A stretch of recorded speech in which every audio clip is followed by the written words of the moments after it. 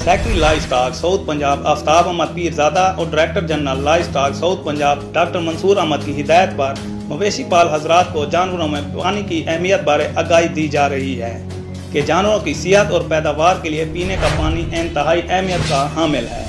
इन बातों का इजहार deputy director live stock Jalalpur Pirwala doctor Jamshed Akhtar ने नवाई इलाका बेली शरीफ में फार्मर की तरबियत करते हुए कहा।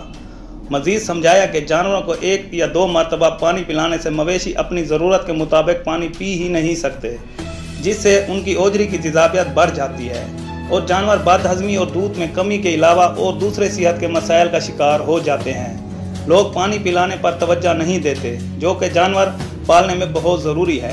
अगर किसी मजबूरी के तहत जानवरों को खुले बाड़े में नहीं रख सकते, जहाँ हर वक्त जानवर को पानी पीने की सहूलत मुयस्सर होती है, तो उसका एक हल है कि खरली को 2 हिस्सों में तकसीम कर लें, जो कि बहुत आसान है। एक हिस्से में पानी और दूसरे हिस्से में चारा डालें।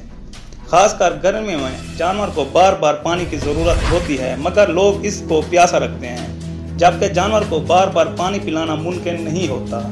इसलिए ज़रूरी है कि जानवर को हर वक्त पानी की फराहमी यकीनी बनाएं। इम्तियाज़ सोमरो, VSP न्यूज़, जलालपुर पीरवाला।